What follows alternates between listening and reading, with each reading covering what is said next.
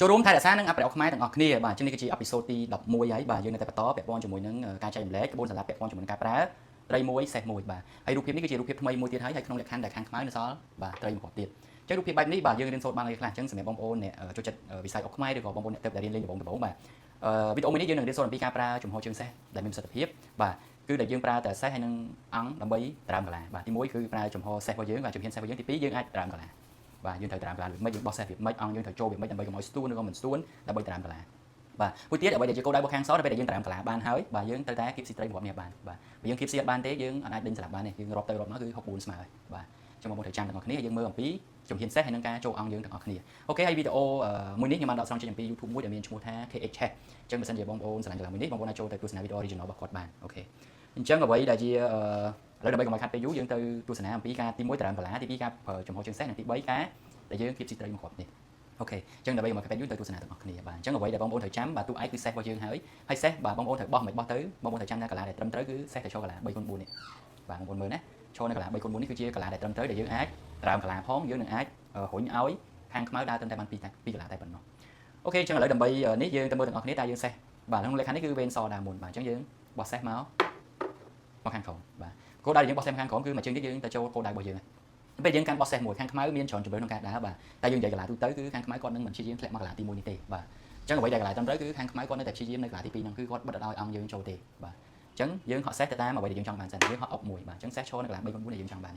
រូបភាពនេះខាងខ្មៅមានរហូតដល់ទៅ5កាឡាក្នុងការដើរបាទកាឡាទី1នេះគឺដល់ទៅ3ជើងកាឡាទី2កាឡាទី2មាន2កាឡាក្នុងការដើរគឺកាឡាឡើងលើនិងកាឡាចុះក្រោមបាទយើងនិយាយកាឡាពីច្រើនបាទគឺគេអត់តែព្យាយាមធ្លាក់មកមុនទេបាទគាត់នៅព្យាយាមបិទជើងអង្គណាអញ្ចឹងវីដេអូនេះមាន2ករណីដែលគាត់ឡើងលើនិងករណីដែលគាត់ចុះក្រោមបាទយើងនឹងទៅ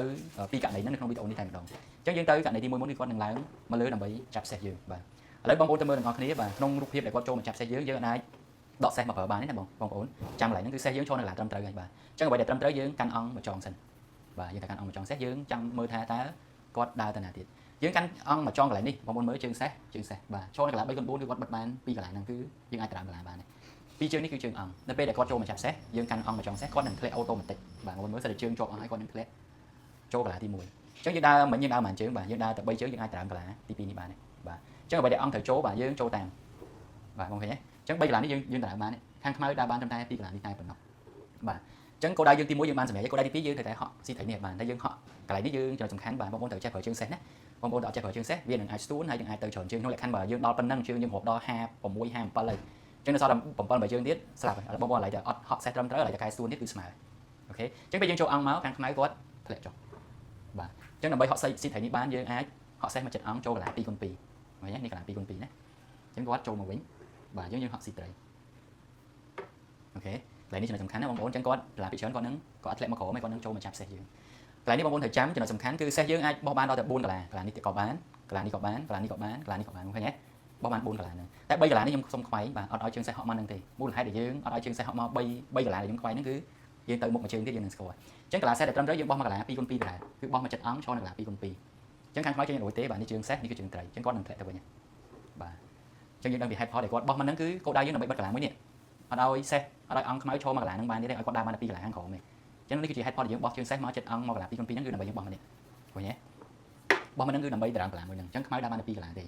បងឃើញទេអញ្ចឹងនៅពេលដែលយើងឥឡូវមិនជើងសេះយើងនេះក្នុងលក្ខខណ្ឌបើយើងបោះមកនេះបោះមកនេះបោះមកនេះបោះមក3ជើងហ្នឹងយើងអាចបិទកន្លែងនេះបានទេបាទអញ្ចឹងកន្លែងទៅយើងបោះមកនេះបោះមកនេះឃើញទេអញ្ចឹងយើងតារាងកន្លែងហ្នឹងបានគាត់ធ្លាក់ចុះបាទអញ្ចឹងយើងបកត្រីធម្មតាសិនមកឡើងបកគាត់ធ្លាក់ចុះអូខេចូលរូបភាពនេះយើងទៅរំលឹកពីរូបមន្តដែលយើងកាលពីវីដេអូភាព1ភាព2ណាអញ្ចឹងរូបមន្តទី1គឺកូនទាំង3ដែលត្រូវឈររូបមន្តទី2គឺក្បួនស្លាប់បាទអញ្ចឹងរូបមន្តទី1កូនទាំង3ដែលត្រូវឈរគឺអង្គឈរកន្លែង2x3គឺត្រឹមត្រូវបាទត្រីត្រូវឈរកន្លែង2x4អញ្ចឹងគាត់ដកមកកន្លែង2x4សិនមកបាទគាត់ឡើងអញ្ចឹងសេះយើងจะឈរកន្លែងណាបងប្អូនអាចចូលរួមខមមិនអ្នកដែលបានទស្សនាច្រើនអំពីការចែករំលែករបស់ខ្ញុំហើយបាទអញ្ចឹងសេះយើងจะឈរកន្លែង2x5ឬក៏យើងចាំថាឈរនៅខាងក្រោយត្រីបាទអញ្ចឹងយើងអត់សេះមកបាទខ្មៅដល់បានតែ2កន្លែងទេអញ្ចឹងយើងបោះសេះមួយទៀតបាទអញ្ចឹងរូបមន្តទី1យើងឈរត្រឹមត្រូវហើយបាទជារៀនបន្ទាប់យើងគ្រាន់តែមើលថាស្ទួនឬក៏មិនស្ទួនបានទេក្នុងលក្ខខណ្ឌដែលមិនស្ទួនយើងដើររូបមន្តស្លាប់តែម្ដងគឺត្រី2ជើងបូកមួយសេះមួយជើងបាទក្នុងលក្ខខណ្ឌដែលស្ទួនយើងនឹងទៅរូបមន្តកាយស្ទួនទៀតអញ្ចឹងវីដេអូនេះគឺអត់ស្ទួនទេបាទអញ្ចឹងវាសដើរត្រីជើងទី1បាទត្រីជើងទី2អុកឡើងអុកមួយសេះពីស្លាប់អូខេទេបាទអញ្ចឹងឥឡូវយើងទៅជំរឿនមួយទៀតបាទមិញគាត់ឡើងមកចាប់សេះឥឡូវយើងគាត់ធ្លាក់ទៅក្រោមម្ដងតែវាចេញរូបភាពបែបណាអូខេនេះគឺជារូបភាពដើមណាតោះយើងទៅទាំងអស់គ្នាអញ្ចឹងវាសដើមមុនសេះយើងត្រូវតែតារាងកន្លែង3x4អូខេ ចឹងគាត់ចុះក្រោមឲ្យអង្គចូលទេចឹងយើងចូលមកកន្លះ3 4យើងទៅដែរចឹងវីដេអូមិញយើងចូលចាប់សេះបាទយើងឡើងអង្គចាប់ឥឡូវគាត់លេងចូលមកចាប់សេះគាត់ធ្លាក់ទៅក្រោមធ្លាក់មកក្រោមកន្លែងនេះយើងត្រូវតែនៅតែកាន់អង្គដដែលគាត់ថាមួយយើងកាន់អង្គមកចាប់សេះដល់នេះយើងលេងកាន់អង្គមកចាប់សេះហើយគឺយើងកាន់អង្គទៅតាមគាត់គឺស្រួលចាំឯកន្លែងមិញបើសិនជាគាត់ឡើងលើយើងឡើងលើដែរបើគាត់ចុះក្រោមយើងចុះក្រោមដែរឃើញទេចឹងឥឡូវគាត់ចុះក្រោមយើងចុះក្រោមដូចគ្នាបងប្អូនចាំរូបភាពហ្នឹងណាគាត់ចុះក្រោមដូចគ្នាចឹងនេះគឺជើងសេះហើយបងឃើញទេបាទជើងសេះនេះគឺអង្គចឹងគាត់នឹងធ្លាក់មកកន្លះទី1បាទគាត់ធ្លាក់មកជ្រុងក៏បានគាត់ធ្លាក់មកកន្លះលើនេះក៏បានដែររូបភាពនេះគឺបងប្អូនត្រូវអ្នករៀនលេងដំបូងត្រូវតែចំណាំមួយទៀតណាការចូលអង្គដើម្បីកុំឲ្យសួនក្នុងលក្ខខណ្ឌបើគាត់ចូលមកត្រង់យើងចូលមកត្រង់ដែរបើគាត់ឡើងមកកន្លះទី2យើងមកអង្គយើងត្រូវឡើងមកកន្លះទី2ដែរគឺយើងតាមគាត់រហូតពេលយើងតាមគាត់ចឹងយើងអត់ស្ទួនទេបាទបើសិនជាយើងចិត្តរកកំហុស4ណាយើងត្រូវធ្វើម៉េចឡើងតាមគាត់ដើម្បីកុំឲ្យសួនបើយើងសល់ច្រើនជើងចេះអីយើងអាចកែសួនបានតែយើងទៅមើលរូបភាពទាំងអស់គ្នាគាត់ចូលមកត្រង់ចេះបងប្អូនត្រូវតែចូលមកត្រង់ចឹងដូចគ្នាបងប្អូនត្រូវចាំកន្លែងហ្នឹងណាបាទចឹងបើគាត់ឡើងលើយើងឡើងមកលើដែរបាទគឺអត់ស្ទួនទេឥឡូវយើងទៅទាំងអស់គ្នាតោះចឹងគាត់ចូលមកត្រង់យើងចូលមកត្រង់ដល់មកគាត់ឡើងលើយើងឡើងលើណាយើងត្រូវតាមគាត់ចឹងគាត់ធ្លាក់ទៅក្រោមវិញបាទចឹងយើងជាយើងប្រើជើងសេះហក់មកកន្លែងនេះមកបាទយើងទៅរូបភាពដើមមកវិញកន្លែងនេះបងប្អូនអាចចាំហើយកាលពីរូបភាពដើមហក់មកឡើងយើងហក់ស៊ីត្រីអូខេគាត់ចុះក៏បានគាត់ឡើងមកចាប់សេះយើងក៏បានកន្លែងហ្នឹងគឺអត់មានអត់ស្ទួនទេអត់មានជាប់លក្ខខណ្ឌអញ្ចឹងយើងទៅរូបភាពដើមចុះដើម្បីស្រួលយល់បាទសេះហក់នៅកន្លែង2x2ណាបងប្អូនចាំកន្លែងហ្នឹងហើយបាទចូលមកកន្លែង3x4យើងទៅដែរវិញបាទនេះកន្លែងនេះគឺជាតួអង្គសំខាន់ណាសេះទៅចូលកន្លែង3x4ហ្នឹងសំខាន់គឺបិទជើងសេះកន្លែងនេះអញ្ចឹងគាត់ធ្លាក់ពីឡើងត្រីបកមកបកអូខេអញ្ចឹងឈរនៅកន្លែង2x4មកស្រីជើងសេះចូលកន្លែង2x5អូខេអញ្ចឹង2ត្រីបូក1សេះស្លាប់បាទអញ្ចឹងគាត់ចេញអត់កើតនេះគឺជើងសេះយើងណាបាទត្រីទី1ត្រីទី2អុកគាត់ឡើង1សេះស្លាប់បាទអញ្ចឹងវីដេអូសម្រាប់ដែលលក្ខខណ្ឌដែលគាត់យើងអាចរៀនសូត្របានច្រើនអញ្ចឹងយើងទី1យើងត្រើមកន្លាបាទយើងត្រូវតែបោះជើងសេះយ៉ាងម៉េចដើម្បីត្រើមកន្លាទី1ទី2គឺការប្រើជើងសេះដែលមានប្រសិទ្ធភាពក្នុងការ support មួយអង្គទី3យើងត្រូវតែពេលដែលយើងត្រើមកន្លាយើងត្រូវតែហក់ជើងសេះដើម្បីស៊ីត្រីមួយនេះហើយជើងសេះដែលប្រយ័ត្នគឺយើងបោះមកកន្លា2x2នេះដើម្បីយើងបិទកន្លាមួយនេះបាទអញ្ចឹងយើងមានខ្លីៗប៉ុណ្្នឹងបាទរូបមន្តកូនដែលត្រូវឈរនិងរូបមន្តស្លាប់បងប្អូនយល់ច្រើនហើយខ្ញុំអត់